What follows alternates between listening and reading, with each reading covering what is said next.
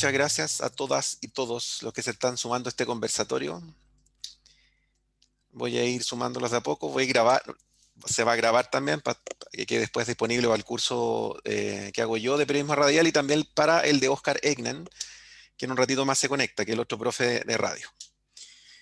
Qué más decirles antes de presentar a Freddy? Yo creo que la mayoría lo conoce, Freddy Stock, un gran periodista, hombre de radio, conductor de Radio Usach, de Razones Editoriales. Ahí les va a contar Freddy por qué este nombre, que nace de una conversa ahí que tuvimos hace poco más de un año, cuando logré convencerlo para que se viniera acá a la Radio Usach a trabajar. Bueno, un hombre de radio, ha entrevistado a grandes celebridades, ustedes saben, hasta Paul McCartney ha hecho libros, biografías de los prisioneros de los Jaivas, y tiene harta experiencia en radio. Y con el profe Oscar Egner estábamos conversando que viene válido, obviamente, en el contexto de lo que es el trabajo que estamos haciendo los dos cursos, de que conozcan en la voz de quienes están haciendo periodismo en radio actualmente, cómo hacer una buena entrevista en este caso. Algo hemos hecho en el curso y queremos seguir haciéndolo. Así que, Freddy, te dejo con los estudiantes del USACH. Muchas gracias. Primero que todo, ¿eh? Hola, bueno, gracias a ustedes por la invitación y siempre es grato hablar con las personas que se quieren dedicar a las comunicaciones, ¿no? Y que han pensado que el periodismo es un gran camino, porque yo estoy completamente de acuerdo, después de tantas vueltas en la vida, que han elegido un gran camino, y además un camino muy interesante. Imagínense la posibilidad que tienen de estar comunicando en este Chile que estamos haciendo entre todas y entre todos. Así que además creo que son una generación afortunada, ¿no? De estar haciendo periodismo e investigando o queriendo serlo, ¿no? Dentro de este Chile que estamos viviendo. Gracias por la invitación. Mira, Freddy, la conversa es súper abierta. ¿Eh? La idea es poder, desde tu experiencia como periodista, darle tips a estos Dale nomás. estudiantes Pregúnteme nomás, yo le voy respondiendo. sobre el tema de la entrevista. Quizá a lo mejor contextualizar qué es para ti entrevista bueno, tú estás ¿Ya? en Razón Editorial, es un programa que es esencialmente entrevista. No sé si lo han escuchado, bueno, la radio no. Para mí, una entrevista siempre es un aprendizaje. Yo cuando me planteo, bueno, hay muchos tipos de entrevistas, por supuesto, ¿no? Hay muchos tipos de estilos. Yo siempre trato de que las entrevistas sean conversaciones. De hecho, rara vez le digo entrevista al aire, ¿no? Siempre digo, vamos a conversar con alguien o gracias por tu conversación, ¿no? Esa palabra entrevista tiene sobre todo para cierta generación de periodistas, como una mirada como de interrogatorio, ¿no? Como de que te quiero sacar una verdad y poco menos que hay una rivalidad con el que está al frente, que es un estilo también, y me imagino válido dentro de todos los estilos periodísticos, pero para mí siempre es tratar de aprender con el del frente, ¿no? De aprender, y porque al aprender uno con el del frente, también estamos cumpliendo ese rol social de también aprenda las personas que nos están escuchando, ¿no? Que aprenda nuestra audiencia. En este eterno aprendizaje que es la vida, y en este eterno aprendizaje que tenemos nosotros como comunicadores sociales para hacer de nuestra sociedad una sociedad mucho más plural, ¿no? Mucho más abierta, mucho más diversa, que es lo que estamos construyendo, ¿no? Sí, hay un mito ahí que derribar respecto a la formación de los periodistas, pero a uno en su momento, creo que estamos cercanos a la formación periodística, Freddy, nos enseñaron que había un periodismo objetivo. Y un periodismo como limpio, aséptico, así como casi sala de operación. Eso no Sí, es bueno, verdad, ¿no? nosotros, ¿no? Que somos un poco mayores que nuestros estudiantes, nuestras estudiantes, eh, crecimos periodísticamente en los años 90, o sea, eso fue, o sea, ahí empezamos, yo en esa década que para mí fue como la edad media de la Concertación, y era como una década donde el periodismo y los periodistas éramos como de un núcleo ideológico, ¿no? Donde no podíamos decir prácticamente lo que pensábamos, y que era parte también de un sistema, ¿no? De elitizado, en fin. Y ahí campeó mucho ese concepto de la objetividad, que en el fondo era un invento de los diarios para vender más nomás, ¿no? Para vender más diarios, para tratar de vender más la pescada, porque la realidad como tal, la definición de la realidad, ya implica una tergiversación de la cosa en sí, ¿no? Como dirían los existencialistas, ¿no? Nosotros trabajamos con el manejo de la realidad y trabajamos con la interpretación de aquella realidad, y ahí yo creo que más que ser objetivo, yo creo que lo que hay que hacer es honesto. Yo creo mucho más en el concepto de la honestidad profesional, que también lo da la ética y también lo dan las escuelas de periodismo, que creer en ese concepto más mercantilizado, ¿no? De la objetividad.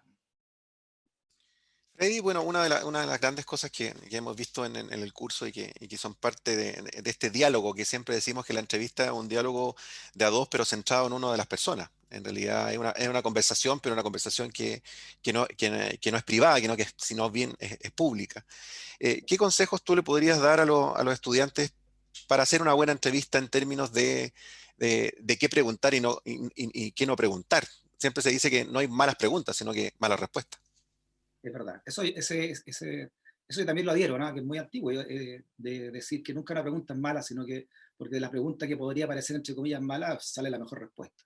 Yo creo que hay que tener dos claves para hacer una buena entrevista. Primero es conocer en profundidad el sentido de la empatía, ¿no? ¿Qué es lo que es la empatía? ¿Qué es lo que significa esto de ponerse en el lugar del otro? Porque, porque al ponernos en el lugar del otro, nosotros estamos conociendo realmente con quién estamos conversando. Eso significa también un estudio previo, obvio, ¿no? De si vamos a entrevistar, no sé, a X autoridad, haber googleado al menos, ¿no? Saber quién es, saber qué puntos son sus puntos débiles, sus puntos no débiles, hacia dónde, más o menos qué titular el que nos gustaría tener, ¿no? Hacia dónde quiero yo que se va a dirigir la, la entrevista. Eso significa un trabajo previo, entonces, ¿no? De empatía, de saber, como te digo, realmente a quién tenemos al frente. Esa empatía no puede faltar nunca en una buena conversación. Y lo segundo, que es la otra gran variable de una buena entrevista, creo yo, bueno, porque esa empatía te produce también todo lo demás, pues, ¿no? Que crean en ti, producir un lazo de amistad, la conexión que se le requiere para hacer una buena entrevista, en fin, la complicidad también con el entrevistado o la entrevistada. Y segundo, y esto también es clave, ¿no? Yo creo que las buenas entrevistas o conversaciones no están dadas por las preguntas, sino que están dadas por las contrapreguntas. El sentido, ¿no? de la contrapregunta también es muy vital, de estar atento a la contrapregunta es muy vital dentro de lo que se puede denominar una buena entrevista. Eso de la contrapregunta es clave, ¿ah? Lo hemos vivido ahí, al menos en el curso de periodismo radial, en que una buena contrapregunta cambia completamente el contexto de una conversación. Y es más, una buena contrapregunta a veces hace la noticia, hace el titular de lo que podría ser la entrevista, ¿no? ¿Tú te recuerdas de Mira, una buena contrapregunta, una sí, buena respuesta ahí? hay varias, pero a ver, por ejemplo, cuando estaba empezando a hacer radio, en Palabras Sacan Palabras, en la Futuro, eh, me acuerdo que estábamos en un panel de debate. Estaba en ese momento el alcalde de Ñuñoa, que era Sabat, ¿no? Esto fue el año 2012, o sea, todavía estamos en los coletazos del movimiento estudiantil del 2011. Entonces estaba Sabat y al frente de Sabat estaba Camila Vallejo, en ese momento presidenta de la FECH. Y estaba también Jaime Parada, que era concejal en ese momento de Providencia, Jaime Parada. Y estamos conversando entonces y Sabate tenía una personalidad muy así como sanguínea, ¿no? Y venía, y era los días martes, y justo venía después del consejo de su comuna de Ñuñoa, entonces venía siempre enojado, llegaba siempre enojado a las 7 de la tarde y apurado, así enojado.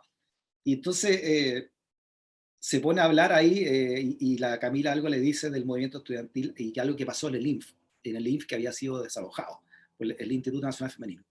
Y este gallo se lanza un despacho, Sabat, una declaración horrible, ¿no? Dice, lo que pasa es que esa cuestión estaba convertida en un puterío, así. Entonces, ahí teníamos dos posibilidades, o hacernos los lesos, ¿no? Porque era muy heavy, o contrapreguntar. Y hay muchas formas de contrapreguntar. Y ahí yo dije, chuta, aquí es noticia, digamos. Y la contrapregunta fue, perdón, alcalde, ¿me puede definir qué es lo que es para usted un puterío? Y ahí empezó la cuestión, porque ahí lo agarró Jaime, y fue noticia nacional, no sé, eso ocurrió hace justo 10 años, cuando se hizo una entrevista. A eso voy yo con la contrapregunta, no significa siempre hacer otra pregunta distinta sobre lo que te preguntaron, sino que de repente que te clarifiquen algo que está ahí, que quedó ahí dando vuelta, también es una forma y una manera interesante de profundizar sobre un concepto.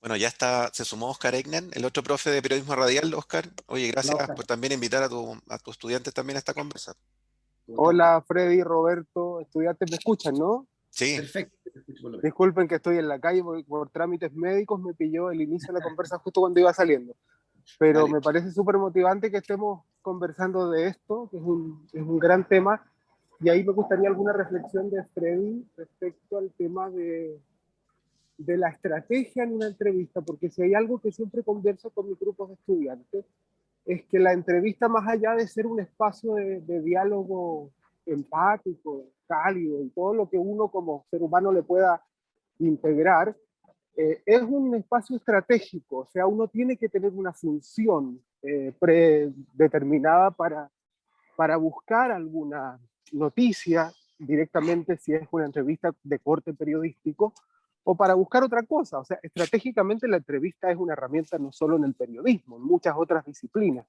pero en periodismo la estrategia es tan importante al punto de que muchas veces uno termina una entrevista con la sensación de que no hizo las preguntas que había que hacer, no contrapreguntó lo que correspondía, etcétera. Entonces, solamente esa pequeña intervención para pedirle a Freddy alguna reflexión sobre cuán importante es plantearse la entrevista como un ejercicio estratégico Claro. y detalladamente planificado. Bueno, en la comunicación estratégica, la estrategia se define como la forma en que tú vas a conseguir un objetivo, ¿no? Tú te planteas un objetivo antes y la estrategia entonces es el camino que tú vas a usar para conseguir ese objetivo que te planteaste. Si lo definimos desde ese punto de vista de la comunicación estratégica, entonces este camino, ¿no? Es muy clave primero tener súper en cuenta, creo yo, en el que ¿por qué estás haciendo la entrevista? No, no es casualidad que delante de alguien, delante tuyo esté alguien, ¿no? Y en qué contexto está y cuál es realmente la importancia social que tiene hablar con esa persona. Por eso que somos medios de comunicaciones sociales, no, no somos cualquier medio. Cuando somos periodistas, somos profesionales de la comunicación porque estamos trabajando para un medio de comunicación social que tiene que aportar algo en nuestra sociedad que estamos formando. Entonces, la estrategia creo que va básicamente bajo ese paraguas de entender bien por qué, ¿no? Y qué sería lo importante que ese personaje nos podría aportar. Y te lo digo en todo tipo de entrevistas, incluso en todo tipo de personajes que pueden ser incluso muy repugnables, pero por el más repugnable o repugnante que sea, tú también puedes aportar algo. Me acuerdo de una entrevista, no sé si ustedes así lo hacen en Informe Especial, cuando entrevistó al Guatón Romo, que era un torturador de la dictadura, y lo entrevistó por ahí por el año 2000, no sé, hace unos 20 años, quizá un poco más, y fue toda una controversia de por qué se está entrevistando a un torturador. Además, un tipo que estaba evidentemente, era un psicópata, ¿no? Por las respuestas que daba, porque empezaba a hablar de cómo habían torturado. Y ahí, ¿cuál era la estrategia en el fondo? ¿Cuál era el fin de entrevistar eso a ese sujeto, ¿no? Y ahí hubo voces a favor y en contra. Y yo creo que entrevistar a un torturador en esa Chile, además, era muy importante, porque de alguna manera también denotaba lo que habían sufrido muchos chilenos y chilenas. Así que era completamente válido para mí. Ahora, ¿qué estrategia usáis para ese fin? Ya eso es parte también de tu propio estilo, ¿no? Del estilo que tú quieres afrontar para conseguir ese fin. Pero sin fin, es imposible definir qué estrategia vas a usar para ello. Oye, Freddy, a propósito de estrategia y objetivos y tipos de entrevistas, ¿no? También lo hemos analizado en los cursos. Hay distintos tipos de entrevistas. Hay entrevistas que buscan la información, que buscan sacar chispa y que buscan la polémica. Eso es súper fácil de tenerlo en deporte, en política. Pero hay entrevistas que uno bien podría denominar de semblanza y que lo que buscan es conocer a la persona que está detrás de ese micrófono, que está detrás de esa línea telefónica, que está detrás de la pantalla. Tú has hecho varias entrevistas que tienen relación más bien con biografía, los prisioneros, los jaivas. ¿Cómo hacer ese tipo de entrevistas que lo que más que uno busca es, lo informativo, no está lo informativo, sino más bien es conocer a ese personaje detrás de ese micrófono? Yo creo que tú das en el clavo ahí, sobre todo en este taller, en este curso, de ya definir que no hay una entrevista, sino que hay varios tipos de entrevistas, como hay varios tipos de periodismo o hay varios tipos también, incluso de periodismo escrito, ¿no? Está el periodismo informativo, ¿no? De la pirámide invertida famosa, pero también está el nuevo periodismo, donde podéis empezar hablando de los pájaros para terminar hablando del PIB chileno, ¿no? Y en la entrevista igual, depende mucho también del estilo, depende del tiempo, ¿no?, que tengáis para hacer la entrevista, depende del entrevistado y depende como decían acá, de cuál es el objetivo y la estrategia que tú quieras aplicar para ese entrevistado. Entonces, es difícil definir una plantilla de cómo entrevistar, porque depende de todas estas variables distintas dentro del tipo de entrevista que tú quieras hacer, del tiempo que quieras hacerla y también, muy importante, ¿no?, del medio para el cual la estás haciendo, porque también en comunicación el medio también es un fin, ¿no?, en sí mismo, que si lo vas a hacer para televisión para radio, para periodismo escrito, dura 10 minutos para sacar una cuña, o va a ser una semblanza o un perfil de alguien y tienes 3 días para entrevistarlo. Son muy distintos cada una de esas realidades. ¿Hay alguna entrevista, Freddy, que te haya marcado a ti como periodista, como entrevistador, y que hayas dicho realmente que ganas, que gracias de haber sido periodista, de ser periodista, por haber tenido contacto con alguna persona? Sí, hay varias, creo yo, pero en general yo agradezco mucho haber estudiado periodismo. En algún momento acá estuve a punto de ser ingeniero comercial, digamos, y por suerte me cambié de carrera para periodismo, porque ustedes se van a dar cuenta, muchachos y muchachos, que de aquí en adelante van a aprender mucho de la gente que habla, que entrevistan. Y siempre estén muy abiertos a aprender, creo yo, porque la sabiduría está en todas las personas, y sobre todo en las personas de mayor edad, que ya han vivido y han pasado por mucho que uno ni se imagina que se pudo haber llegado. Eh, por supuesto, primero mis ídolos de juventud, no sé, como tú hablabas ahora mismo de McCartney, he entrevistado a Ian Gillan. Yo tengo un hijo que se llama Ian por Ian Gillan y logré entrevistarlo después en el paso del tiempo, gente que me formó en términos artísticos, ¿no? De mi inquietud artística, lo entrevisté prácticamente a todos, ¿no? De los que, y antes, digamos, de que existiera incluso Internet, o fuera tan masivo al menos. Y siempre, pero sobre todo me acuerdo mucho de entrevistas de gente muy anónima, o gente que ya tiene su carrete, ¿no? Me acuerdo de una gran entrevista que me acuerdo me hizo en su departamento. Yo estaba tratando de hacer un libro se llama Volver a los 17, que era un libro de gente que ya tenía más de 80 años, 70 años, y que dice, ¿qué harían ahora si tuvieran 17 años? ¿No? Basado obviamente en la canción de Leda Parra. Y ahí hablé, pues me acuerdo una entrevista que hice con Elwin, que le fui a hacer a su casa, y donde él repasó todo lo que había significado su apoyo a la dictadura en un comienzo. O sea, cómo llegó a hablar de eso, digo, ¿no? Para después llegar a entregar ¿cuál fue el informe que entregó ahí?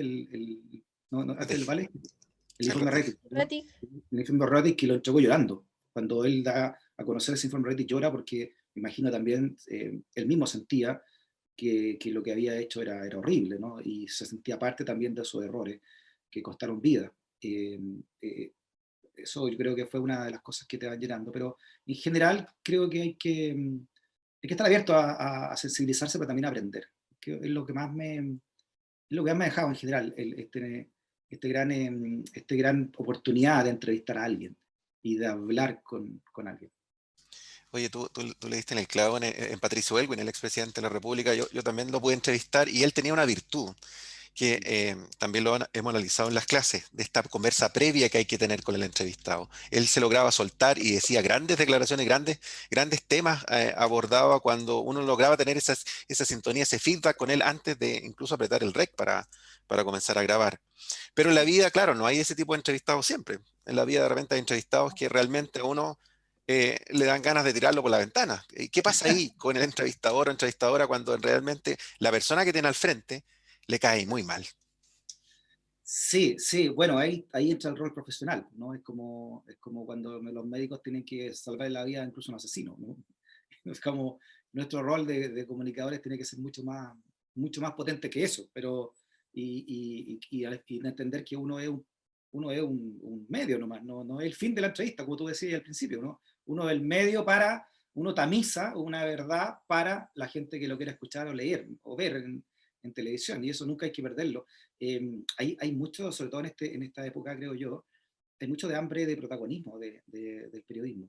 Y eso es lo peor. O sea, no hay nada peor que una entrevista que una pregunta que dura más que la respuesta. O sea, no, eso es algo que yo no soporto, porque es muy fácil además de detectar ya con los años, cuando alguien está haciendo cuando digo alguien me refiero al profesional de la comunicación, está haciendo una pregunta para lucirse él y no para saber qué está pensando su interlocutor, que es lo importante, ¿no? Esa humildad es básicamente profesionalismo, más que humildad, y entender el rol que uno tiene realmente como comunicador, ¿no?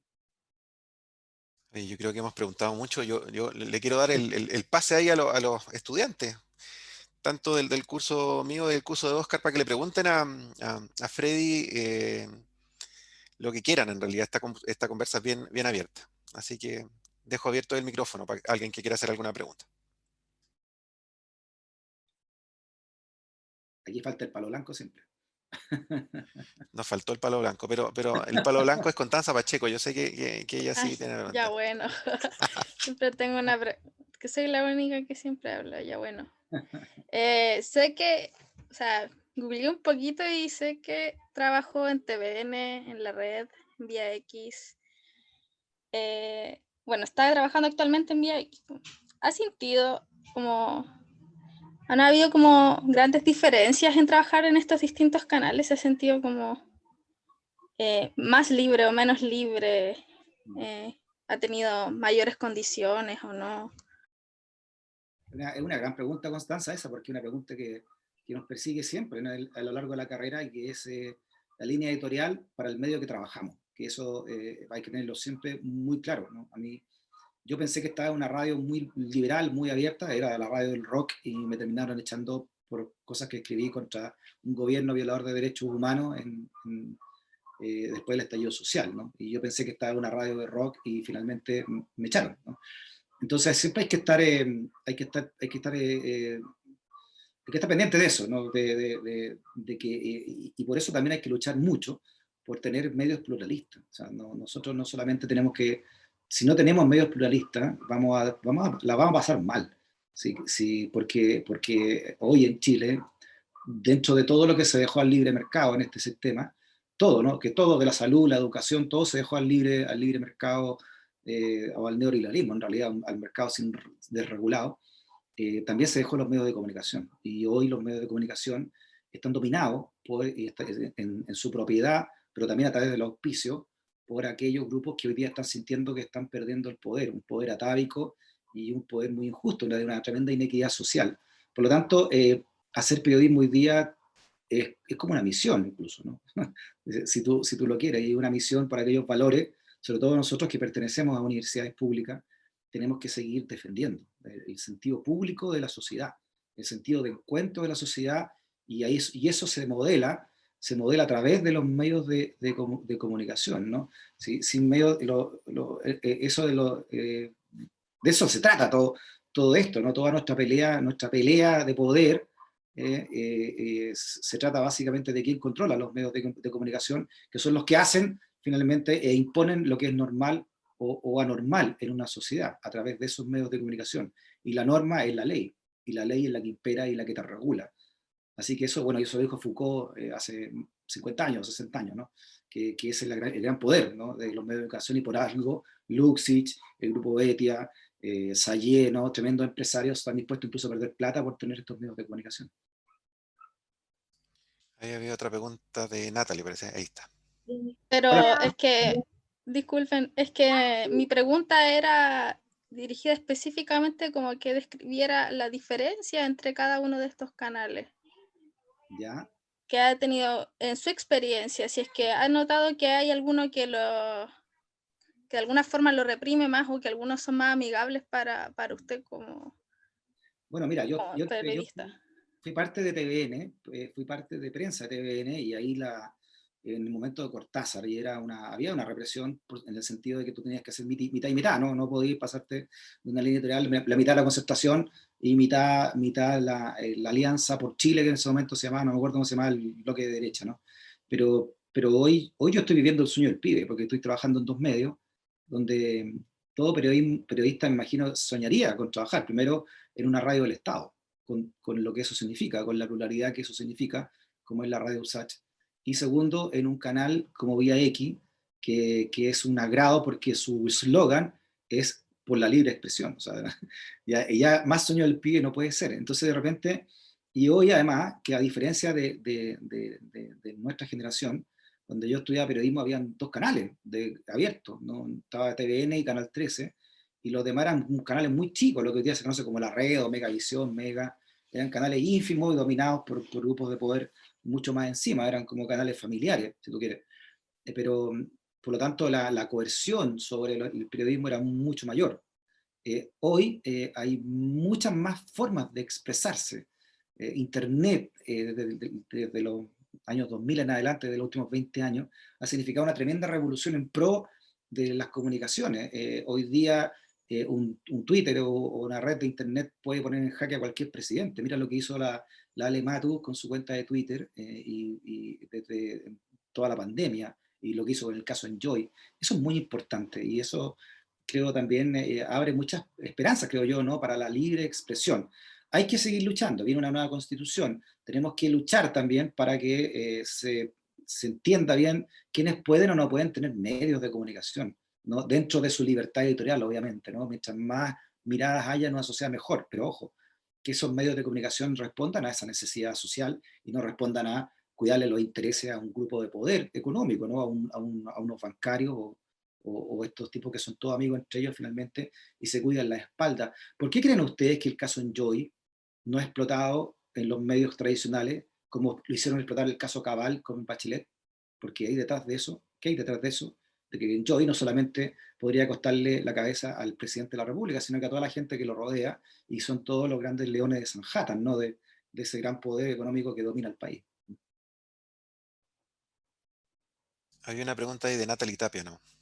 Hola Freddy, hola a Hola, todos. David, ¿cómo Tengo estáis? una pregunta con relación a lo que vivió, por ejemplo, José Antonio Neme hace una semana, cuando estaban hablando sobre lo de Katy Barriga, cuando se le habló de sus problemas con las finanzas en la municipalidad de Maipú, que fue atacado por él por tener como problemas, que su papá había tenido problemas con la municipalidad de Maipú, que tenía como conflictos de interés, una cosa así. ¿Cómo puede uno, como periodista, resguardarse de ataques, por ejemplo, personales?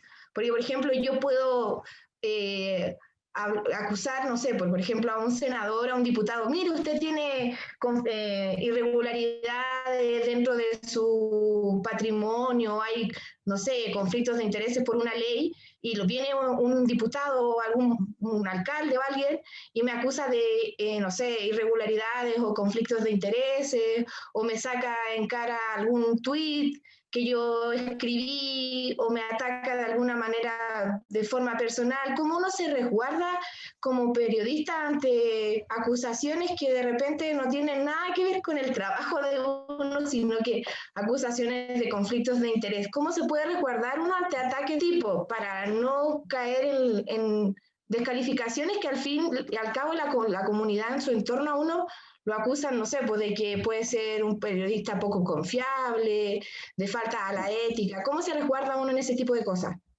Sí, mira, yo creo que una esa es la que tuvo acá de hablar, la típica falacia, se llama falacia ad hominem, que es atacar a la persona más que el argumento. Yo creo que lo que hizo ahí Neme, que yo lo conozco de TVN, es un gallo ya fogueado y además arrastra con eso también hace mucho tiempo, creo que es lo perfecto, que es separar el agua, ¿no?, entre lo que realmente es el argumento y la persona. Que su papá haya estado en esto no tiene nada que ver con él, ¿no? Y no tiene nada que ver con su rol de periodista. Lo hizo también en un momento, también me acuerdo ahora, la Mónica, la Mónica Rincón, la Mónica que su hermana, su hermano y su hermana, ¿no?, la Jimena es senadora, y el hermano fue, ¿te acuerdas? Fue sentenciado por atacar a su pareja. ¿No te acuerdas? Por violencia intrafamiliar, claro. De violencia, claro. Y a ella se lo enrostró eso alguien.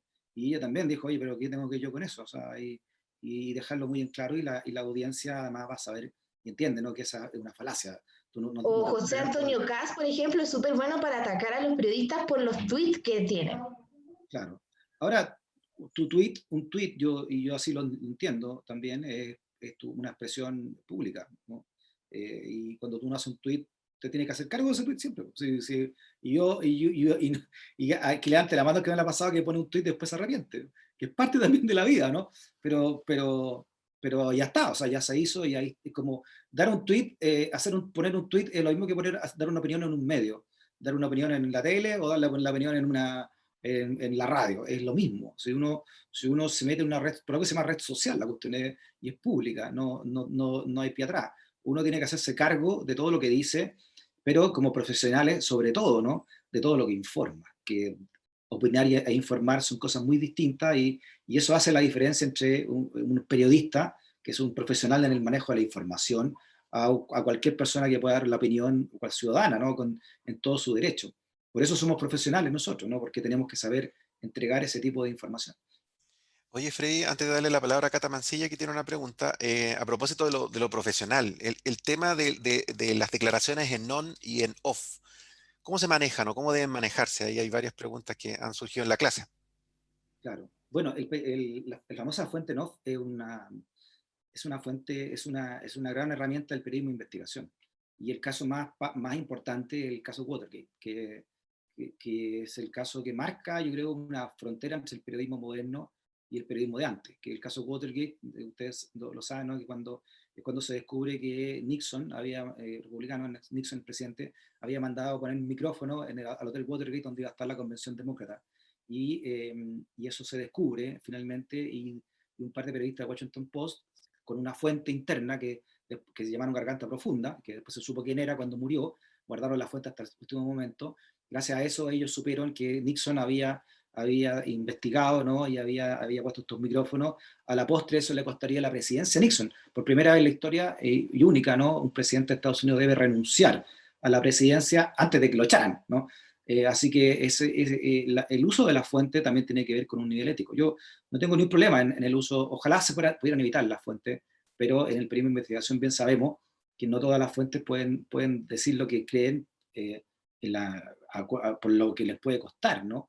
Pero hay una responsabilidad también de ver qué tipo de confiabilidad le da a una fuente. Y si una fuente te dice algo, al menos comprobarlo de alguna manera, ¿no? Antes de publicarlo como una fuente anónima. Hay preguntas de Catalina Mancilla y de Laura Muñoz también después. Empecemos con Catalina. Hola, Hola, Cata. yo más que nada tengo una pregunta que es orientada a qué es lo que crees tú que les falta a los periodistas de hoy y cuáles son los errores más comunes que cometen. Perfecto. Mira, no me quiero poner así como en un pedestal de pope del periodismo, porque al final todos estamos aprendiendo en esto. Yo creo que a mí me gusta la generación de periodistas que hay. Creo porque, como te decía, no es un momento fácil dentro de lo que son la propiedad de los medios para hacer periodismo, pero por otro lado, también hay una gran diversidad a la hora de hacer periodismo.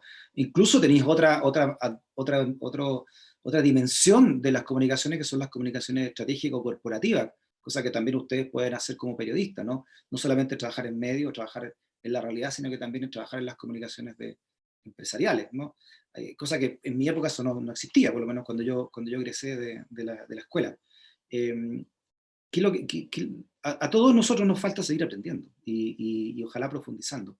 El periodismo, este llamado periodismo como tal, es una cosa muy vaga. Creo que yo siempre lo que recomiendo es que sigan una pasión dentro de lo que quieren comunicar y especialícense en eso, ¿no? Como los médicos, ¿no? Para ser cardiólogo tenéis que ser médico general, después ser médico internista, después seguir estudiando la presa del cuerpo humano que más te gusta, ¿no? El corazón, el riñón, el hígado, no sé. Entonces, el periodismo debería ser igual, creo yo. Deberíamos ir hacia una especialización, porque hoy día, en este mundo donde todos tienen acceso a la información a través de Internet, cosa de googlear, lo que no todos tienen acceso es a la interpretación de esos datos, si tú quieres, ¿no? Cómo se van a trabajar esos datos, cómo se van a interrelacionar esos datos. Y ahí es importante un trabajo profesional, pero especializado nuestro. No sé si responde eso tú, Cata, tu pregunta.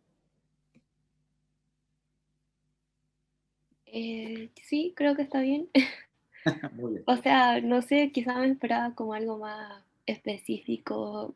Me imagino que igual existen como errores que creo que todos podemos cometer, entonces quizás para evitarlos.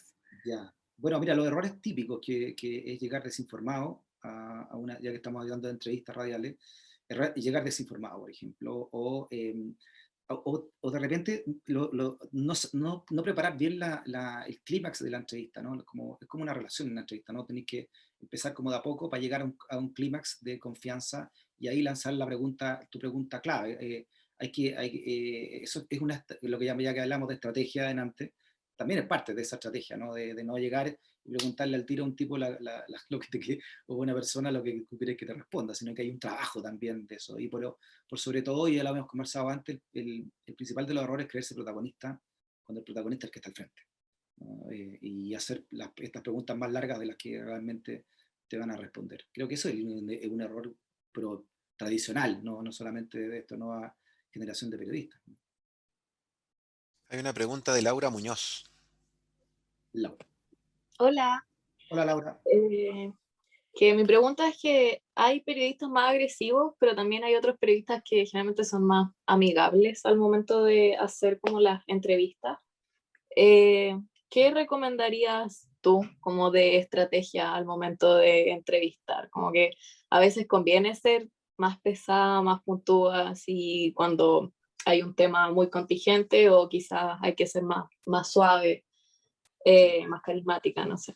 Sí. Mira, yo creo que primero hay una cosa que se llama estilo, y el estilo es la manera en que a ti te gusta hacer para distinguirte finalmente de otros periodistas o de lo que a ti te sienta también más cómodo a la hora de conversar, el estilo a la hora de escribir, el estilo a la hora de hacer un programa de radio o también de hacer una entrevista. Eso no, nunca hay que dejarlo de lado. Ahora, la manera en cómo va a hacer una entrevista también depende mucho, no solamente ahora de tu estilo, sino que depende de quién tenga al frente, depende del contexto, depende de la circunstancia, depende del medio en que te va a desenvolver. Es muy distinto hacer una entrevista política de 10 minutos para CNN que hacer una entrevista para un late show con un comediante al frente, ponte tú, ¿no?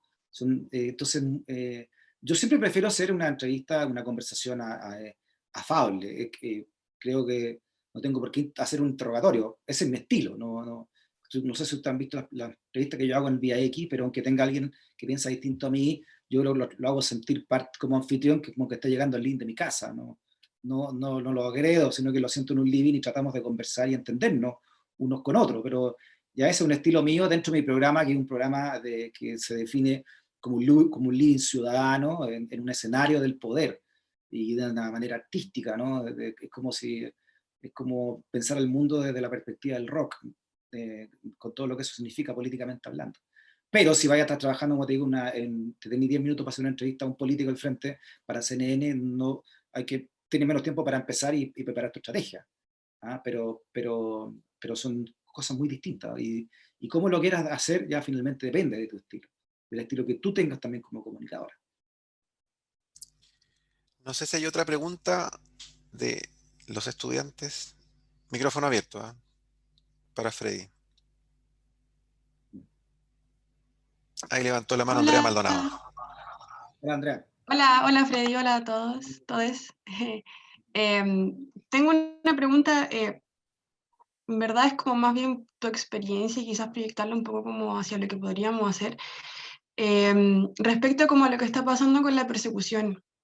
Bueno, el tema de la persecución, creo yo, como política frente a los periodistas, no es nuevo, eso está claro.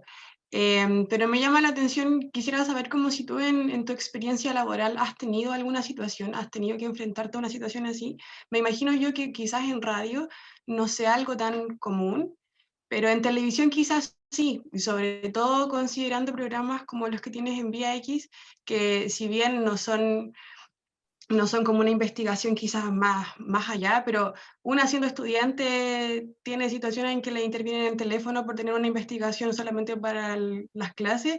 Me imagino que teniendo un programa de opinión pública tiene que haber algo. Entonces mi pregunta es como, ¿tú has tenido alguna situación en la que hayas sentido hostigamiento o acoso o persecución? Y por otro lado, como viendo ya como hasta qué punto ha llegado este nivel de persecución y de vulneración en verdad de derechos humanos, y es eso más que nada. ¿Qué podemos hacer nosotros como periodistas frente a esto, más allá de tener una declaración, más allá de posicionarse frente a esto? ¿Qué podemos hacer? O sea, como gremio, ¿tendremos que ya organizarnos de alguna forma? ¿Tendremos que expresarlo? ¿Tendremos que pedir algún tipo de ayuda, recurrir a, no sé, me pregunto como qué podemos hacer esto? Porque ya, o sea, si bien lo hemos tenido siempre, hoy en día son cosas que ya ni siquiera deberían existir. O sea, estamos en democracia, son cosas que no debiesen pasar. ¿Qué podemos hacer nosotros como periodistas, como gremio, en un futuro para que este tipo de cosas dejen de suceder o que si suceden sean un poco más evidentes o más visibles al mundo en general? Sí, con esa pregunta me hiciste acordar de mí, porque yo cuando tenía tu edad, los periodistas que tenían mi edad eran los periodistas que trabajaban en dictadura. No sé, pues Paulsen, la Mónica González, que fueron mis grandes ídolos, ¿no? Yo estudié periodismo básicamente siguiendo ese ejemplo de cuando, no sé, José Carrasco, que lo terminaron matando, donde perseguir y trabajar en periodismo significaba la vida o la muerte. O sea, varios pagaron con su vida eso, fueron torturados. La misma Pamela Giles, ¿no? Trabajaba y fue torturada en dictadura. Entonces, creo que el periodismo, y lo pasa en muchos países, lamentablemente, en México no sé cuántos periodistas ya asesinados van ya en un año, es una, es una profesión que se enfrenta al poder, por definición, ¿no? Un periodismo que no se enfrenta al poder es relaciones públicas, por lo tanto, siempre vamos a tener esa espada de Damocles sobre nosotros, sobre nuestras cabezas, si queremos realmente llevar esta profesión a ese sendero, ¿no? y a ese ideal, finalmente, de estar en contra del poder, o de perseguir al poder, o de enjuiciar al poder. Dicho esto, yo creo que he tenido dos experiencias más o menos fuertes con eso. Uno cuando trabajaba en la red tiempo atrás, que justo yo tenía un programa que se llamaba Mentiras Verdaderas, estaba a cargo de ese programa, e hicimos bueno, lo mismo que está ahora, digamos, pero esto fue hace, no sé, 6 años, 7 años. Se cumplían los 40 años del golpe, o sea, fue el 2013. Y yo hice una sección adentro de los 40 años del golpe militar y empecé a llevar gente torturada al Mentiras Verdaderas. Y eso no cayó bien en la autoridad del momento del canal y me echaron. Y ahí perdí un trabajo. Pero, que igual es importante perder un trabajo, imagínate. Y la otra vez, ya que incluso me laboralmente, son amenazas laborales, nunca me han amenazado con matarme, incluso, que me terminaron echando, lo que te contaba recién en la Radio Futuro. Yo tengo un grupo de rock que se llama Los Carreras, se los recomiendo, muy bueno, ¿eh? No es que yo lo diga. hicimos un videoclip de Piñera que todavía está en YouTube, que se llama Tarea Tener. Y por hacer ese videoclip me mandaron a llamar las autoridades de la radio, que todo esto es un holding de 11 radios, que es algo también impresentable en una democracia, que un grupo extranjero tenga 11 radios, porque cuando te echan de una radio te echan de 11 radios. Así, esa es la persecución. Bueno, me manda a llamar este gerente entonces y me dice que esto no lo puedo hacer porque no sé qué, y yo dije, pues son mis redes sociales, mi vida. Y ahí fue la primera vez que nos enfrentamos. Bueno, cuento corto, a los meses me estaban echando, ¿no? Por razones editoriales, por eso que te decía Roberto que le habíamos puesto así al programa ahora de la radio, razones editoriales. Y ahora uno lo entiende con todos los llamados telefónicos que ha hecho Piñera a los dueños de la red, o al dueño o el que pensaba que era dueño de Chilevisión, para atentar contra sus periodistas. Lo mismo tienen que haber hecho conmigo, entonces, porque además este holding que tiene otras empresas, tenía negocios también con el gobierno a través de Santillana, qué sé yo, así que es muy fácil pensar, ¿no? que por ahí estuvo la cosa. Vivimos momentos difíciles para la República, como diría Yoda, pero también hay momentos expectantes, y tenemos que estar súper claros que si realmente, como te decía, nos vamos a dedicar a esto, hay costos que pagar, ¿no? Antes, los periodistas que estaban antes que yo, lo pagaron con sus vidas, y en dictadura, y eso es una gran bandera para seguir, ¿no? Oye, Freddy, te queremos dar las gracias por esta conversación con los estudiantes de periodismo radial de la USACH, una conversación que siempre queda. Yo creo que varias de las cosas las hemos tocado en las clases, pero también poder compartir con los estudiantes, y claro, tu experiencia también ponerla ahí a disposición de ellos, es para nosotros súper bueno. Así que muchas gracias, Freddy. Un placer y gracias por escuchar, y nada, pues, somos parte también del mismo equipo, así que... Ahí en algún momento cuando volvamos a lo presencial, obviamente ahí te van a conocer los estudiantes, conociendo la Radio USACH. Perfecto, pues, allá estaremos. Gracias a ti por la invitación también, Roberto. Hay un cariño grande a todos y a todos. Que estén muy bien.